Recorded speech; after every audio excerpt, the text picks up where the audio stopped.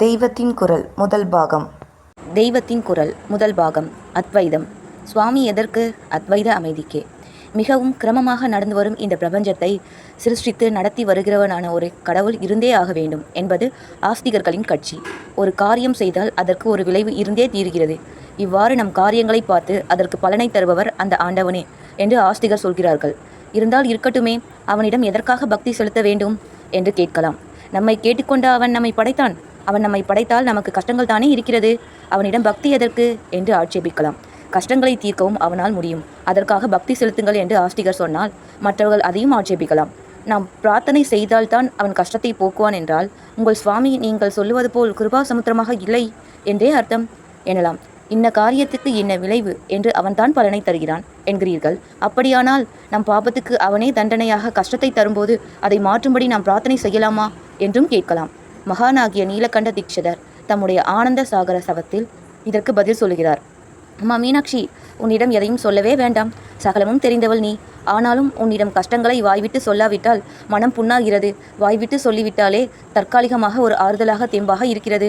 அதனாலேயே உனக்கு எல்லாம் தெரிந்திருந்தாலும் நான் என் குறைகளை சொல்கிறேன் என்கிறார். கஷ்டங்களை சொல்லிக்கொள்ளாமல் யாராலும் இருக்க முடியாது. வெளிப்பட சொன்னாலே அதில் ஒரு நிம்மதி பிறக்கிறது. கண்ட இடத்தில் போய் சொல்லிக்கொள்ளாமல் கேட்பவர்கள் எப்படி எடுத்துக்கொள்வார்களோ என்றில்லாமல் பகவானிடம் கஷ்டத்தை சொல்லிக்கொள்ளலாம். அவன் கிருபா சமுத்திரமாக இருந்து நாம் கேட்காமலே கஷ்ட நிவர்த்தி தந்தாலும் சரி, அல்லது பலனை தரும் பலதாதா என்கின்ற முறையில் நம் பாவத்துக்கு தண்டித்தே தீர்வான் என்றாலும் சரி, அல்லது கஷ்டத்தை மாற்றாமலே அதை தாங்கிக் கொள்ளும் பக்குவத்தை நமக்கு தந்தாலும் சரி, அவனிடம் முறையிட்டுக் கொள்வதே நமக்கு ஓரளவு சாந்தி. ஆனால் வாஸ்தவத்தில் நான் ஈஸ்வர பக்தி என்று சொல்வது நம் கஷ்ட நிவர்த்திக்காக பிரார்த்திப்பதை அல்ல, அல்லது நமக்கு சந்தோஷ வாழ்வை தந்தவனுக்கு நன்றியாக பக்தி செலுத்த வேண்டும் என்றும் சொல்லவில்லை. நான் அப்படி சொன்னால் மரம் வைத்தவன் ஜலம் ஊற்றத்தான் வேண்டும். நம்மை படைத்தவன் நமக்கு நல்வழி தரதான் வேண்டும். அது அவன் கடமை. இதற்கு என்ன நன்றி என்று யாராவது ஆட்சேபிக்கலாம். ஆகவே இதற்கெல்லாம் நாம் பக்தியை சொல்லவில்லை. பின் எதற்கு சொல்கிறேன் என்றால், இப்பொழுது கஷ்டம் சந்தோஷம் என்ற 2 வார்த்தைகளை சொன்னேனே, இந்த இரண்டுமே மனசை ஆட்டுபவைத்தாம். மனம் ஆடாமல் இருப்பதுதான் உண்மை ஆனந்தம். மற்ற சந்தோஷங்கள் எதுவும் நிரந்தரமானவை அல்ல. தூங்கும்பொழுது ஜடமாக பிரம்மை பிடித்திருந்தாலும் கஷ்டம் சுகம் இல்லைத்தான். ஆனால் அப்போது ஆனந்தமாக சாந்தமாக இருக்கிறோம் என்று தெரிவதில்லை. மனசில் அலை எழாமல் இருக்க வேண்டும். அதே சமயத்தில் அமைதியாக இருக்கிறோம் என்ற பூர்ண ஞானத்துடன் அப்படி இருக்க வேண்டும். அந்த நிலை வந்துவிட்டால் நமக்கு ஈடு இணை இல்லை. மனசு என்ற ஒன்று இருந்து அதில் எண்ணங்கள் தோன்றுகிறபடியால் தான் பரமாத்மாவுக்கு வேறாக ஜீவாத்மா என்ற நாம் இருக்கிறோம் என்ற எண்ணமே உண்டாக முடிகிறது. மனசு நின்று போய்விட்டால் இந்த பேத புத்தி போய்விடும். பரமாத்மாவுக்கு வேறில்லாத அத்வைதம் என்கின்ற பெரிய நிறைந்த நிலையில் அப்படியே ஆடாமல் அசையாமல் இருந்து விடுவோம்.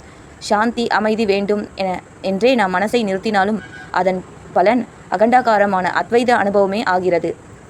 அந்த நிலை வருவதற்கு அந்நிலையில் உள்ள ஒன்றை தியானித்து கொண்டே இருக்க வேண்டும். நாம் ஒன்றையே நினைத்து கொண்டிருந்தால் அந்த நினைவு நம்மை அதுபோலவே உருவாக்கி விடுகிறது. இதை விஞ்ஞான ரீதியில் கூட ஒப்புக்கொள்கிறார்கள். இந்த ரீதியில் அமைதிக்கு ஆனந்தத்துக்கு ஒரு லட்சிய உதாரணமாக இருப்பது சுவாமிதான். பிரபஞ்சத்தை நடத்தி இத்தனை காரியங்களை செய்தும் கவனித்தும் பலன் அடித்தும் வந்தாலும் சுவாமி இதனால் எல்லாம் மனம் சலிக்காமல் சாந்தமாக இருக்கிறார். ஈஸ்வரனை ஸ்தானு என்பார்கள். கட்டை மரம், பட்டக்கட்டை என்று அர்த்தம். உயிரோட்டம் உள்ள மரம்தான். ஆனாலும் உணர்வில்லாத மாதிரி இருக்கிறது. இந்த கட்டையை சுற்றி கொண்டிருக்கும் கொடி அம்பாள். அந்த கொடிக்கு அபர்ணா என்று பெயர், அதாவது இலை இல்லாதது என்று அர்த்தம்.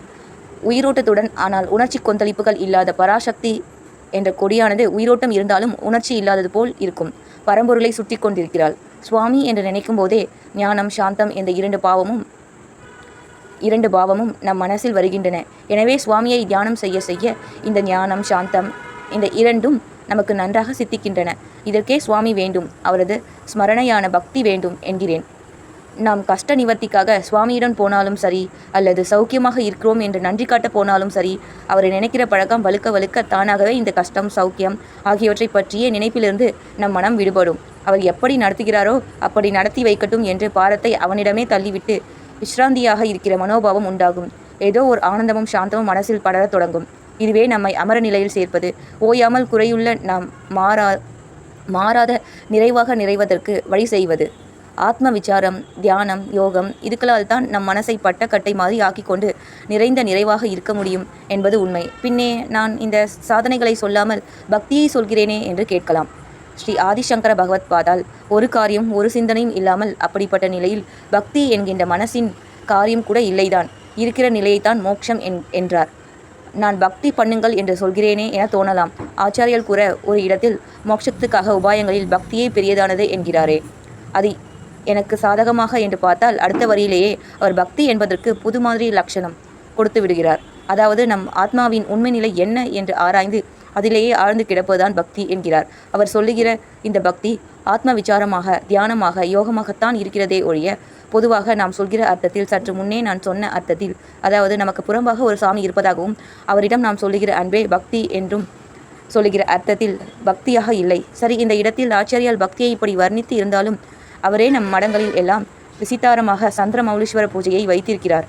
அரூபமான ஆத்ம தத்துவத்தை முடிவான லட்சியமாக அவர் சொல்லியிருந்தாலும் அவரே உருவத்தோடு இருக்கப்பட்ட தெய்வங்களின் உபாசனைகளையும் நிலைப்படுத்தி ஷண்மத ஸ்தாபகர் என்று விருது பெற்றிருக்கிறார்.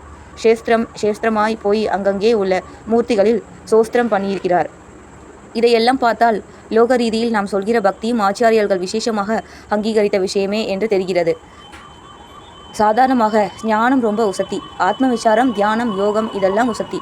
பக்தி, பூஜை, சேஸ்திராடம் எல்லாம் அதைவிட தாழ்த்தி. இந்த பக்தியை விடவும் கூட பல தினசான ஆச்சாரங்கள், அனுஷ்டானங்கள், வைதிக கர்மங்கள் எல்லாம் இன்னமும் தாழ்த்தி என்று ஒரு அபிப்பிராயம் உண்டு. இந்த காலத்தில் படித்தவர்களிடம் இந்த அபிப்பிராயம் மிகவும் தீவிரமாக இருக்கிறது.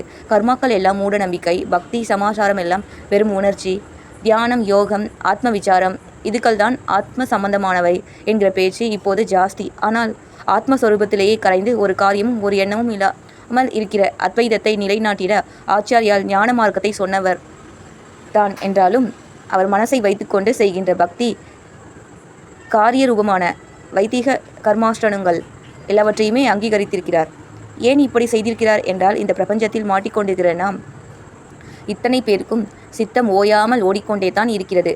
க்ஷணகாலம் கூட இது நிற்காமல் மாட்டேன் என்கிறது. நேராக இதோ இப்பொழுதே மனதை நிறுத்திவிட்டு ஒரு காரியமும் இல்லை, ஒரு எண்ணமும் இல்லை என்று பண்ணிக்கொண்டு விடலாம் என்று எத்தனம் செய்து பார்த்தாலும் நடக்க மாட்டேன் என்கிறது. எண்ணங்கள் பாட்டுக்கு நாலா திசையும் ஓடிக்கொண்டே தான் இருக்கின்றது.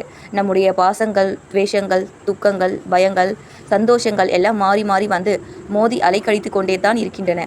இவற்றையொட்டி இந்த காரியத்தை பண்ண வேண்டும், அந்த காரியத்தை பண்ண வேண்டும் என்கின்ற திட்டங்களும் ஓயாமல் போட்டபடித்தான் இருக்கிறோம். ஆகக்கூடிய அப்படியே சித்தத்தை நிறுத்திவிட்டு ஆத்மாவில் மூழ்கிப்போ என்று சொல்லிவிடுவதால் மட்டும் அந்த மாதிரி ஆகிற நிலையை வாஸ்தவத்தில் சாதித்து கொள்ள முடியவில்லை.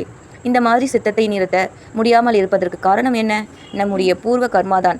பல தினுசான தப்பு தண்டாக்கள், பாபங்கள் ஜென்ம ஜென்மமாக பண்ணிவிட்டோம். இந்த பாபங்கள் தீருகிற மட்டும் நமக்கு ஆத்மா அனுபவம் என்கின்ற பேரானந்தம் சித்திக்காது. கர்மாக்களுக்கெல்லாம் பலன் தருகிற பலாதாதவான ஈஸ்வரன் நம் பாபத்துக்கெல்லாம் தண்டனை கொடுத்து தீர்த்து வைத்த பிறகுதான் நமக்கு அந்த சாஸ்வதமான பேரின்பம் கிடைக்க முடியும். பாபத்தை எப்படி தீர்த்து கொள்வது என்றால் புண்ணியத்தால் தான் தீர்த்து கொள்ள முடியும். ஒரு ஜென்மாவில் இவன் பண்ணின பாபங்கள் இன்னொரு ஜென்மாவிலிருந்து தீர்த்து கொள்ளட்டும் என்கிற மகா கருணையால் தான் ஈஸ்வரன் மறுபடி ஜென்மா தருகிறார். ஆனால் நாம் என்ன செய்கிறோம்? இந்த புது ஜென்மாவில் பழைய பாபங்களுக்கு நிவர்த்தியாக புதிய புண்ணியங்களை பண்ணாமல் இருப்பதோடு இப்பொழுது வேறு புதுசாக பல பாபங்களை செய்து மூட்டைகளை பெருசாகிக் கொள்கிறோம். இப்படி பாபங்களை பெருக்கிக் கொள்ளாமல் அவற்றை கரைத்து கொள்வதற்காக ஆச்சாரியால் கர்மத்தை, பக்தியை ஞானத்துக்கு அங்கமாக வைத்தார். பாபங்கள் இரண்டு தினசு. ஒன்று சரீரத்தால் செய்த பாவகர்மா, இன்னொன்று மனசினால் செய்த பாவ சிந்தனை. பாவகர்மாவை போக்கிக் கொள்ள புண்ணிய கர்மா செய்ய வேண்டும். பாவ எண்ணங்களை போக்கிக் கொள்ள புண்ணியமான நினைப்புகள் வளர்த்து கொள்ள வேண்டும். புண்ணிய கர்மா என்ன? அவரவருக்கு வேதம் விதித்த கர்மாதான். லோக வாழ்க்கை சீராக நடக்க வேண்டும். அறிவினால் நடக்கிற காரியம், இராஜாங்க ரீதியில் நடக்கிற காரியம், வியாபார ரீதியில் நடக்கிற காரியம், சரீர உழைப்பினால் நடக்கிற காரியம் எல்லாம் ஒன்றுக்கொண்டு விரோதமில்லாமல் அனுசரணையாக நடந்தால்தான் சமூக வாழ்வு சீராக இருக்கும் என்பதால் வேத தர்மம் சமுதாயத்தை இப்படி 4 காரியங்களுக்காகவும் பிரித்து ஒவ்வொருத்தருடைய தொழிலையும் ஒட்டி அவரவருக்கான நியதிகளை, ஆசார அனுஷ்டானங்களையும் வைத்து தந்திருக்கிறது. இவற்றை துளி கூட மீறாமல் அவரவரும் தொழில் செய்தால் அதுவே புண்ணிய கர்மாவாகிறது. கர்மா எப்படி பாபமாகிறது என்றால், நமக்காக என்ற ஆசை வாய்ப்பட்டு ஏதோ ஒரு லட்சியத்தை பிடித்து கொள்கிற போது இந்த லட்சிய பூர்த்திக்காக எந்த தப்பையும் செய்ய துணிகிறோம். அதனால் சித்தத்தில் துவேஷம், துக்கம், பயம் இம்மாதிரி அழுக்குகளை ஏற்றுக்கொண்டு விடுகிறோம்.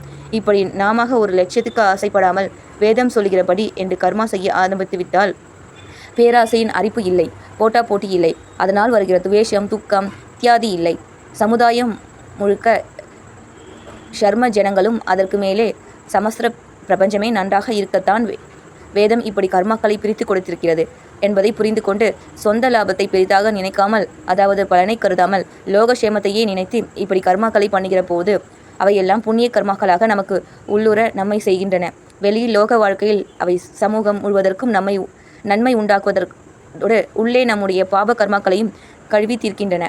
தனக்கு என்ற பெரிய அறிப்பு இல்லாமல், எனவே அசூயை வஞ்சனை எதுவும் இல்லாமல் காரியம் செய்கிற போது அந்த காரியத்தில் முழு ஈடுபாடு உண்டாகிறது. சித்தம் காரியத்திலேயே நன்றாக ஈடுபடுவதனால் அதற்கு பாப எண்ணங்கள் நினைக்கவே இடம் குறைத்து போகிறது. அதாவது புண்ணிய கர்மாவே சித்தம் சுத்தமாவதற்கு படிப்படியாக உதவுகிறது.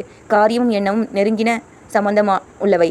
காரியமே இல்லாமல் உட்கார்கிறேன் என ஆரம்பித்தால் அப்போது மனதில் இல்லாத கெட்ட எண்ணங்களாம் படையெடுத்து வரும். இங்கிலீஷில் கூட வேலை இல்லாத சித்தம் சைத்தானின் பட்டை என்று ஒரு பழமொழி உண்டு.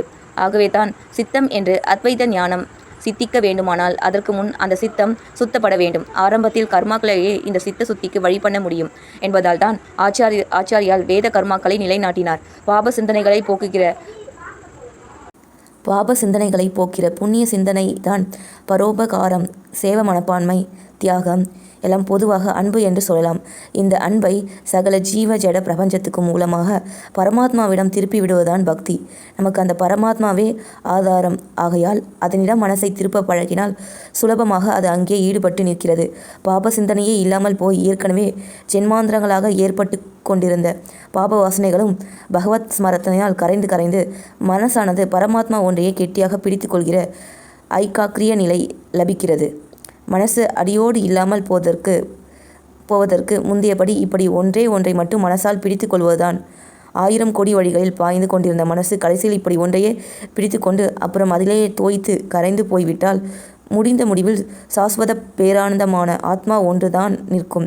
ஒன்றிலேயே மனசை நிறுத்துவது என்கின்ற தியான யோகத்துக்கு நம்மை ஏற்றி விடுகிற படிக்கட்டாகத்தான் பகவத் பாதால் கர்மம், பக்தி இவற்றை உபாயங்களாக வைத்தார். பாராயணம், பூஜை, சேஸ்திராடம் இப்படி ஆரம்பிக்கிற பக்தி மனசை மேலும் மேலும் பரமாத்மாவிடம் ஒன்றுபடுத்த நாம் கொஞ்சம் கொஞ்சமாக அவருடைய பரமசாந்தமான நிஜஸ்வரூபத்தை அனுபவிக்க தொடங்குகிறோம். தூக்கம், மயக்கம், பிரம்மை மாதிரி இல்லாமல் நல்ல நினைப்போடு கூடவே மனசு ஆடாமல் அசையாமல் இருக்கிற பேரின்ப நிலைக்கு இப்படியாக கிட்டே கொண்டு சேர்ப்பது பக்தி என்பதற்காகவே எல்லோரும் பரமாத்மாவிடம் பக்தி செலுத்த வேண்டும் என்கிறேன். அத்வைதம் என்று சும்மா வாயால் சொல்லிக் கொண்டிருப்பதால் ஒரு பிரயோஜனமும் இல்லை. அந்த நிலையிலே இருக்கிற மகத்தான நிறைந்த சாந்தத்துக்கு ஒரு ரூபமாக, லட்சிய உதாரணமாக இருக்கிற ஈஸ்வரன் என்கின்றவனை பற்றிய நினைப்புதான் நம்மை அந்த நிலையில் அவ்வப்போது க்ஷணகாலமாவது தோய்த்து எடுக்கும். அத்வைத நிலை என்று நமக்கு புரிபடாத, நம்மால் பிரியத்துடன் ஒட்டி கொள்ள முடியாத ஒன்றை பற்றி சொல்வதை விட அந்த நிற்குண நிலையிலேயே ஈஸ்வரன் என்ற சகுனமாக பார்க்கிறது தான் நமக்கு பிடிப்பை தந்து நம்மை உயர்த்திவிடும். இப்படி உயர்த்திவிடவே சுவாமி நமக்கு அத்தியாவசியமாக தேவைப்படுகிறார். அவரிடம் நமக்கு பக்தியும் அத்தியாவசியமாக தேவைப்படுகிறது. ஆக சம்சாரத்தில் நமக்கு ஏற்படுகிற துக்கங்களில் நிவர்த்திக்காக என்றில்லாமல் நம்மை நாமே தெரிந்து கொண்டு ஆத்ம சரீரத்தில் நிறைந்திருப்பதற்காக வழியாகவே ஈஸ்வர பக்தி வேண்டும்.